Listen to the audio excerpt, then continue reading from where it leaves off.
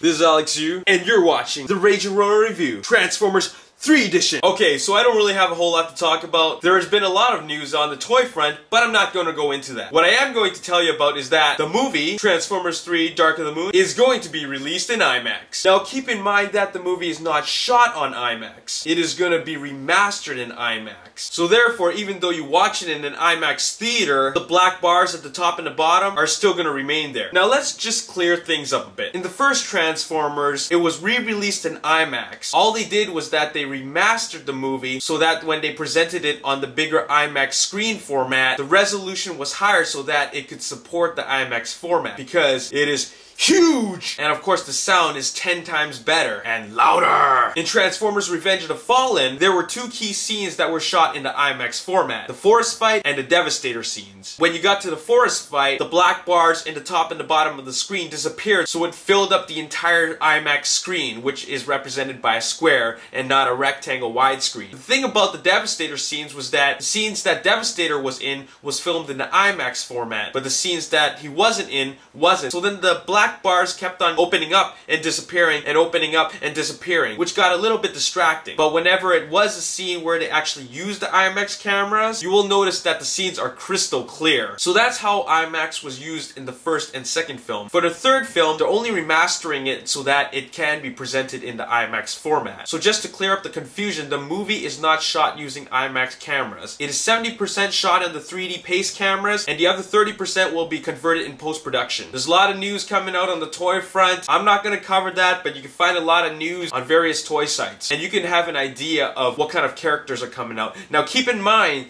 that Hasbro releases toys of characters that are not actually released or seen in the movie. So it gets a little confusing as to who really is in the movie. But I'll tell you this. Last night I had a dream where Skywarp was in the beginning of the movie. I don't even know if that's real news. Okay, I have a little bit of news for you, but it's more of a rumor, because GM actually announced that they want to push the Chevy Volt out there. And there's been some new artwork for Jolt, who only had 40 seconds of screen time in the second movie. So Nelson stated that Jolt is not coming back, but then we're seeing this new artwork, so I don't really know what to go with, but I'm gonna say he's not actually in it. However, Hasbro did make a toy for it for the third movie line. So once again, I said that the toys don't always represent who's actually gonna be in the movie, so that's some more speculation for you. Now don't quote me on this, but I heard from the grapevine. Okay, I'm just gonna give you a quick hint on what we could see in the third movie, okay? I can't really reveal what it actually is, but I'd like to just give you a hint, just to tease you. I don't even know what to say. I don't even really know how to tell you. Okay, let's just say Starscream ain't the only one who rules the skies. That's all I'm gonna say. That's already enough. That's already more than what you need to know, or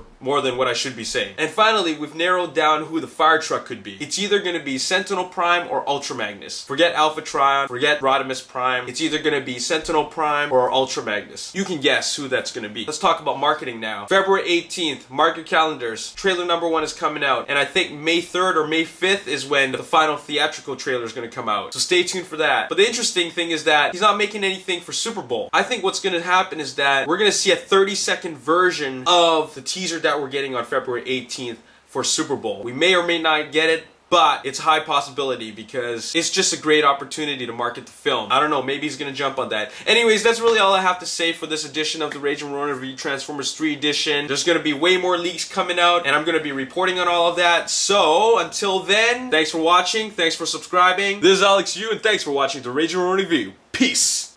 Now, one of the problems that I had with the Green Hornet was that, I guess my expectations was that I thought I was going to see some